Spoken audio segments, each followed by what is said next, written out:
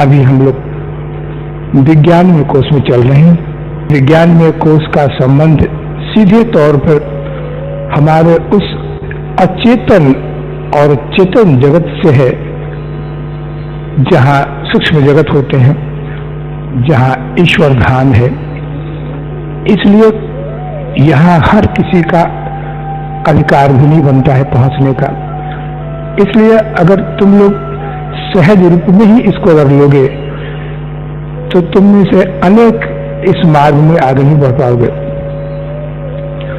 क्योंकि गुरुओं का एक नियम है कि विज्ञान में कोश की उन गहराइयों में ले जाने के लिए वो शिष्य चुनते हैं और एक परीक्षा से गुजरना पड़ता है। और जो इसमें आगे बढ़ गया, जो इसके काबिल अपने आप को घोषित कर लिया, वो गुरुओं की विशेष कृपा का पात्र होता है। और विज्ञान में कोश जैसे बताया गया कि इसमें कोई शारीरिक क्रिया नहीं होती है, ये सिर्फ एक स्वप्न और जागृत की क्रिया है। इसमें तुम्हें बहुत से अनुभव स्वप्न में करवाए जाएंगे, बहुत से अनुभव ऐसे अवस्था में होगी जबकि तुम्हारी आंखें बंद हैं, तुम्हारा शरीर बिल्कुल या तो निद्रा में है या अचेतन अवस्था में है, लेकिन तुम पूरी तरह जगे हुए हो। उस वक्त बहुत से अनुभव होते हैं। विज्ञान में कोश में जो अब से हम जो करने जा रहे हैं वो क्या चीज है, उसका नाम है योग निद्रा। योग निद्रा एक ऐसी विद्या है, एक ऐसी कला है जिसमें तुम्हें संसार से इस यानी चेतन, अवचेतन और अचेतन तीन तरह के संसार हैं, तीन तरह के मन की अवस्थाएं हैं। तुम अभी चेतन में निवास करते हो, जिसमें तुम पैसा कमाते हो, संसार में रमण करते हो, नाना प्रकार के चीजें होती हैं, गृहस्थी है, विवाह है, सब बच्चे हैं, ये चेतन जगत है। अवचेतन जगत में ये सब चीजें नहीं है, वहां सिर्फ तुम हो, लेकिन एक स्वप्नमय अवस्था में तुम्हारा संपर्क उन सूक्ष्म जगत से होता है, यानी करवाया जाता है। तो योग निद्रा का मुख्य उद्देश्य है मन को पूरी तरह विश्राम दे देना। देखो, तुम गृहस्थी में जीते हो, संसार में हो और हर क्षण तनाव में हो। कोई एक ऐसा क्षण नहीं है जिसमें कि तुम्हारा तनाव कम हो गया हो या बिल्कुल नहीं हो। अब ये तनाव तुम्हारे कारोबार का हो सकता है, नौकरी चाकरी का है, गृहस्थी का है, धन दौलत का है, बीमारी का है। ये तनाव हमेशा बना हुआ है और इसका अनुभव तुम निरंतर करते हो। ये करना ही पड़ेगा तुमको। अब सवाल है कि इसका अनुभव कौन करता है? इन सब का अनुभव मन करता है। उसका उपचार सिर्फ इतना है कि उसको विश्राम दे दिया जाए। मन अगर पूर्ण विश्राम में चला जाए तो सारी रोग व्याधि, चिंता, तनाव सब खत्म हो जाएगा और उसको इस निद्रा में ले जाने का मुख्य तरीका है योग निद्रा, जो करवाई जाएगी। हाँ, इसका लाभ या अनुभव वो अब नहीं ले पाएंगे जो क्रियाओं को बहुत गहराई से नहीं करते हैं घरों में। तो कहने का मतलब है कि संसार में तनाव, अगर बहुत ज्यादा चिंता करो तो तनाव है, बिल्कुल चिंता न करो तो भी तनाव है तुम्हारे लिए। बहुत ज्यादा शब्दों को सुनो तो तनाव, बिल्कुल न सुनो तो तनाव, बहुत ज्यादा भोजन किया तो तनाव, नहीं किया तो तनाव, यानी हर वक्त तनाव है, हर परिस्थिति में तनाव है। और तनाव रोग मुक्त तब होता है, तनाव से मुक्ति तब मिलती है जब मन विश्राम में चला जाए, यानी योग निद्रा में प्रवेश कर जाए। तो योग निद्रा की जो कि क्रियाएं आगे होंगी, क्रिया से ज्यादा व्याख्या होगी, ये आगे की जो व्याख्याएं होंगी योग निद्रा की उन चीजों को समझने के लिए होगी कि कभी अगर तुम्हारे जीवन में ऐसा अवसर आए कि तुम्हारा शरीर तो निश्चेष्ट है लेकिन तुम प्रत्यक्ष जगे हुए अनुभव करते हो। कभी कभी ऐसा होता है, जैसे अगर धर्म ग्रंथों ने कहा है कि मृत्यु के समय में हम शरीर तो मर जाता है लेकिन हम स्वयं को भी मरा हुआ मान लेते हैं, तब सब कुछ खो जाता है।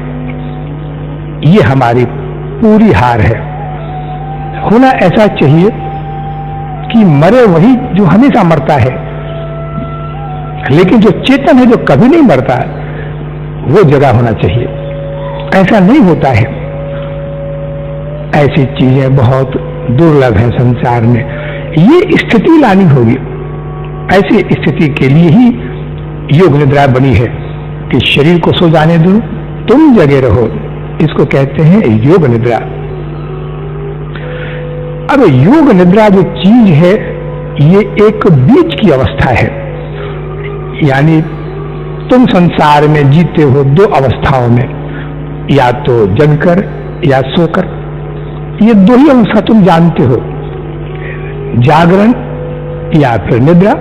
लेकिन ऐसी अवस्था का तुमको ज्ञान नहीं है कि शरीर सो जाए और तुम जगे रहो, पूरी तरह जगे रहो जैसे दिन में जगते हो। तो अगर ऐसा हो जाए तो इसी का नाम योग निद्रा है, और तब तुम्हारा मन पूरी तरह तनाव से मुक्त हो जाएगा और तब अद्भुत अनुभव होंगे।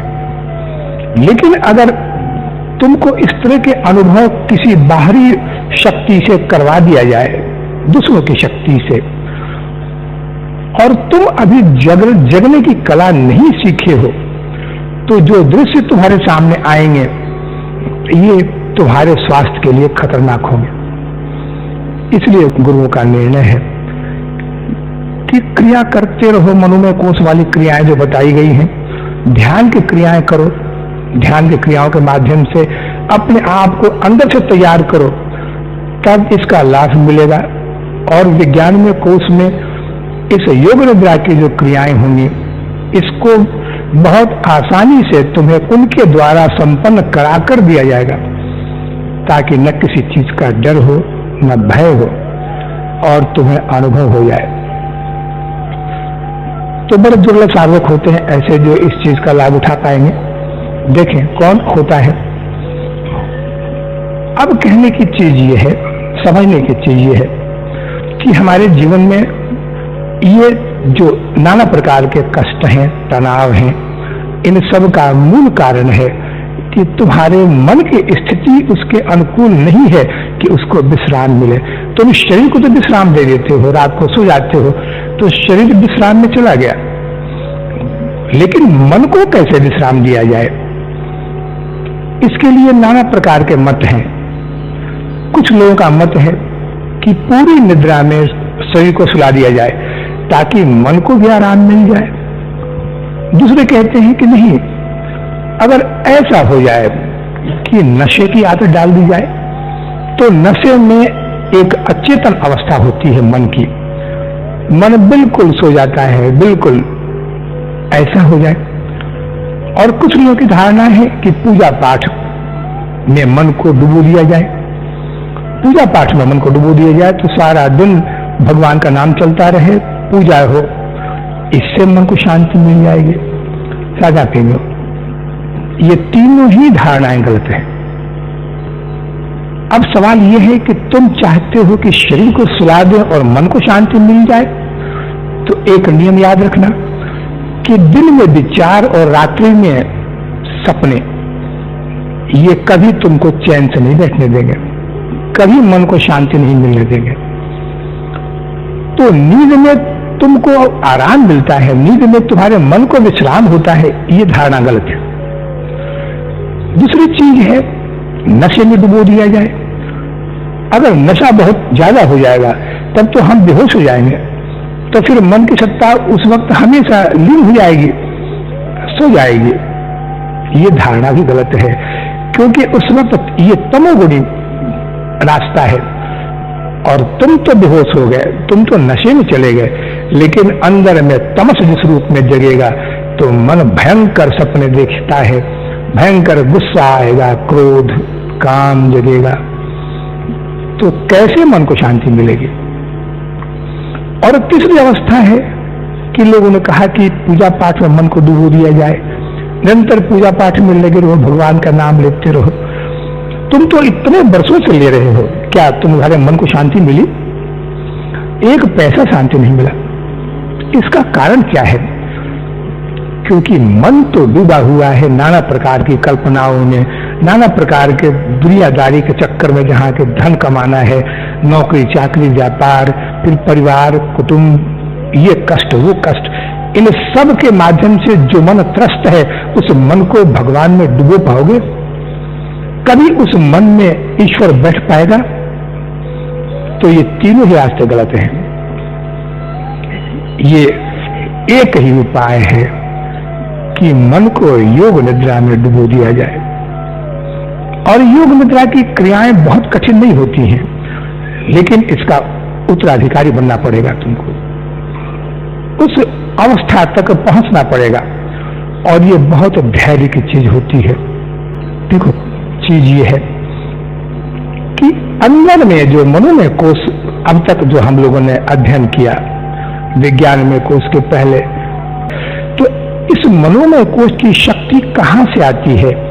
अभी मैंने बताया उसका कि ये अंतःकरण से आती है। अंतःकरण जिसमें कि हमारे जो 6 चक्र हैं और मुख्य रूप में जो 5 केंद्र होते हैं शक्ति के, 4 मन, बुद्धि, चित्त और अहंकार, इनके माध्यम से पोषण होता है। लेकिन योग निद्रा में इनका अभाव है। योग निद्रा एक ऐसी निद्रा है जिसकी पूरी शक्ति अपने अंतःकरण से नहीं, बल्कि तुम्हारे उसी ऊर्जा का केंद्र जो है स्वरूप, वहां से आती है। मनोमय कोश की शक्ति पूरी तरह काम करती है इड़ा और पिंगला से, लेकिन जो योग निद्रा है, इसकी शक्ति का ऊर्जा का केंद्र है सुषुम्ना नाड़ी। तो अंतःकरण जब की जितनी शक्तियां हैं योग निद्रा के माध्यम से जब अंदर प्रवेश करती हैं, तो मन शांत क्यों होता है? क्योंकि उसका आहार मिलना शुरू हो जाता है, और आहार है अंदर का प्रेम, अंदर का स्वरूप।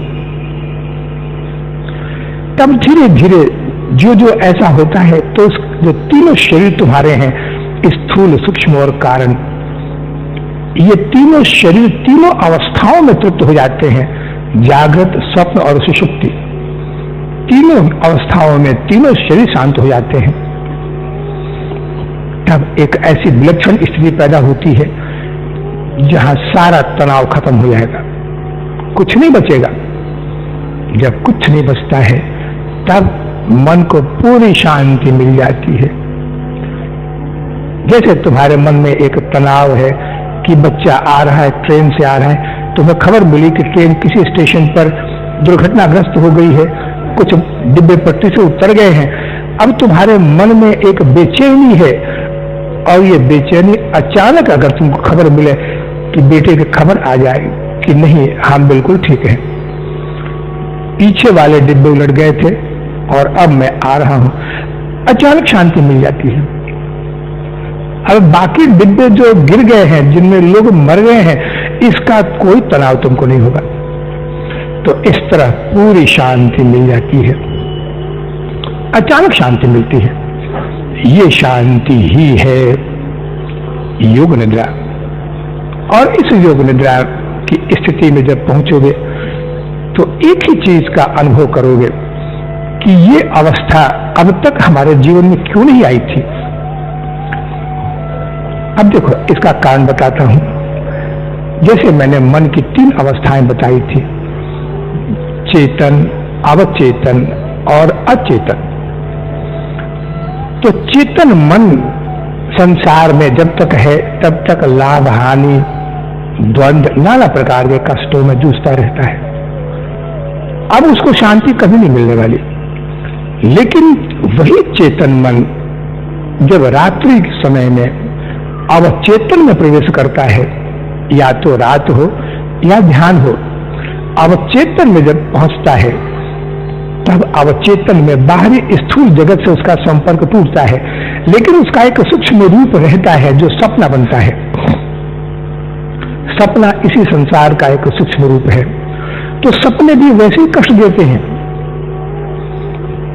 तो सपने में कष्ट मिलता है उसको। लेकिन जिस समय वो अवचेतन और अचेतन के बीच पहुंचता है, यानी स्वप्न और सुषुप्ति की अवस्था के बीच पहुंचता है, तब अब न सपने रहते हैं, न संसार रहता है, न मन रहता है, अब सिर्फ वो है। यही अवस्था योग निद्रा की होती है। तो योग निद्रा का मतलब होता है कि अवचेतन और अचेतन अवस्था के बीच की कड़ी, यानी अब तुम पूरी तरह जगे हुए नहीं हो और सोए भी नहीं हो, यानी जागरण और निद्रा के बीच की अवस्था है। जबकि तुम्हारा शरीर सोता है लेकिन तुम जगे होते हो, शरीर पूरी तरह सो जाता है और तुम पूरी तरह जगे होते हो, जैसे तुम दिन में जगे होते हो। देखो, एक चीज हमेशा याद रखना तुम लोग, और इस चीज को गांठ बांध लो कि हर व्यक्ति प्रारब्धों के अधीन जीता है और मरता है। हर व्यक्ति, सुख और दुख सिर्फ प्रारब्धों के अधीन होता है। इसलिए कि दो अवस्थाओं में ही तुम जीते हो, या तो जगे होते हो या सो जाते हो, और ये दोनों ही अवस्थाएं प्रारब्ध की दायरे में आती हैं। ये दोनों अवस्थाएं प्रारब्ध के अधीन हैं। प्रारब्ध तभी काम करेगा जब या तो तुम पूरी तरह जगे हो या सोए हो। लेकिन एक ऐसी अवस्था का अगर निर्माण कर दिया जाए कि तुम न जगे हो न सोए हो, यानी शरीर तो सोया है लेकिन तुम जगे हो, तो वहां प्रारब्ध काम नहीं करता है, वहां प्रारब्ध की शक्ति काम नहीं करती है। अब जो कुछ भी प्रारब्ध में है वो क्षणिक और थोड़ा अपना फल देकर तत्काल नष्ट होना शुरू हो जाता है, और तब छिपे हुए सारे संस्कार जगते हैं और जिस रूप में फल देना चाहिए नहीं दे पाते हैं, थोड़ा फल देकर नष्ट हो जाते हैं। यही योग निद्रा है। तो योग निद्रा की अवस्था जो की होती है वो बीच की अवस्था है। वहां अगर तुम चाहो तो अपने सारे प्रारब्धों को बदल सकते हो। जिस रूप में फल देना चाहिए था वो बिल्कुल नहीं दे पाएगा और क्षणिक फल देकर नष्ट हो जाएगा। ऐसे ही संस्कार भी हैं, कर्म फल भी हैं, ये सब थोड़े रूप में आएंगे और हमेशा के लिए नष्ट हो जाएंगे। इस अवस्था के लिए साधा प्रेमियों योग निद्रा की कला को सीखना पड़ेगा। योग निद्रा जो चीज होती है ये ध्यान के बिल्कुल विपरीत है, ध्यान से बिल्कुल उल्टा है। ये आगे बताया जाएगा इस चीज को। तो कहने का मतलब ये है कि जब तक मन सांसारिक चीजों से आक्रांत है तब तक या तो जगा हुआ है या सोया हुआ है, बीच की अवस्था नहीं है, तो प्रारब्धों के अधीन दुख और सुख का अनुभव करता है और शरीर जन्म लेता है, मरता है। लेकिन अगर बीच की अवस्था कायम हो जाए तो फिर ये प्रारब्ध हमेशा के लिए नष्ट हो जाते हैं और तब एक ऐसी अवस्था कायम होती है जो चेतन है, जो जगी हुई अवस्था है। हमारे शरीर में 3 नाड़ियां हैं, तुम्हें पता है, इड़ा, पिंगला और सुषुम्ना। अब इड़ा और पिंगला का जो प्रवाह है ये शरीर में संसारिक इच्छाओं की पूर्ति के लिए है, सिर्फ संसार की इच्छा की पूर्ति के लिए। यानी तुम्हें संसार में जो कुछ भी प्राप्त करना है, सुख दुख का भोग करना है, इन सब के लिए ये 2 नाड़ियां बनी हैं, एक ठंडी है, एक गर्म है, एक इड़ा है, एक पिंगला है। और जब तक इड़ा और पिंगला का प्रवाह चलता रहेगा तब तक सुख और दुख से तुम्हारा छुटकारा नहीं मिलने वाला। और सुख और दुख 2 चीजें अलग नहीं होती हैं, एक ही चीज है। तो इसमें नियम यह है कि संसार का जो प्रवाह है ये इड़ा और पिंगला के चलते हैं। लेकिन अगर इड़ा और पिंगला जिस दिन शांत हो जाएंगे उस दिन अब या तो जीव की मृत्यु हो जाएगी, जो नहीं जानता है सुषुम्ना को किस तरह चालू किया जाए, तो उसकी मृत्यु हो जाएगी, या एक योगी तत्काल सुषुम्ना को प्रवाहित कर देता है शरीर में। तो देखो, जब इड़ा और पिंगला का प्रवाह चलता है तो सांसारिक इच्छाएं पूर्ति होती हैं। पूर्ति होना नहीं होना ये सब प्रारब्ध का अधीन है। लेकिन तुम बिल्कुल उसी नशे में डूबे रहते हो, कभी इड़ा तो कभी पिंगला, ये प्रवाह चलता रहता है। अब अचानक अगर प्रत्याहार के माध्यम से इन पर अंकुश लगा दिया जाए, न इड़ा रहे न पिंगला रहे, तब एक शून्य अवस्था कायम हो जाती है। अब ये शून्य अवस्था अगर कायम हो गई तो दो अवस्थाएं होती हैं, या तो तुम सम्मोहित हो जाओगे, किसी के सम्मोहन में चले जाओगे, तुम पर कोई भी जादू टोना कर सकता है,